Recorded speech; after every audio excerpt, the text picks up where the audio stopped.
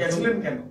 দেখুন, শুধু সন্দেশখালী নয়, আপনারা জানেন যে উত্তর দিনাজপুর জেলার প্রত্যন্ত বিধানসভা বাংলাদেশ সীমানা সংলগ্ন, সেখানে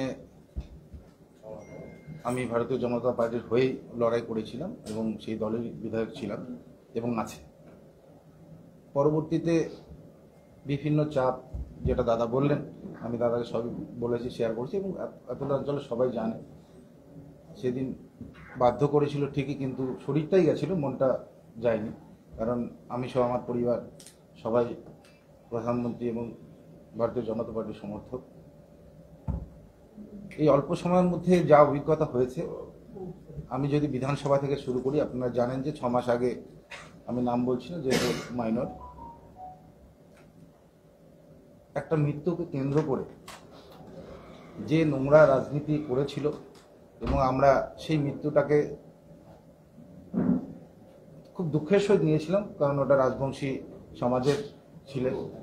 সেই মৃত্যুটাকে কেন্দ্র করে জনমানসে যে তৃণমূলের প্রতি একটা ঘৃণা জন্মেছিল, সেটাকে মেকআপ করবার জন্য যেভাবে পুলিশ ডেপুটেশন দিতে যাওয়া রাজবংশী যুবক যুবতীদের উপর লাঠিচার্জ থেকে শুরু করে, ফায়ারিং থেকে শুরু করে, জল কামান থেকে শুরু করে এবং মিথ্যা মামলা দিয়ে যেভাবে রাজবংশী পরিবারগুলোকে ছন্নছাড়া করেছিল, সেটা আমাকে দাঁড়িয়ে দাঁড়িয়ে সেদিন দেখতে হয়েছিল। সেই কষ্ট দুঃখ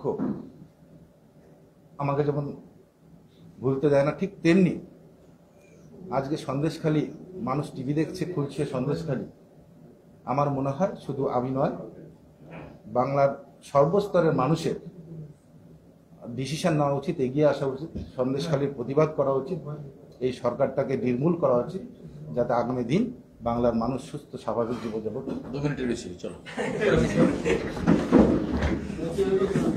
রবিদা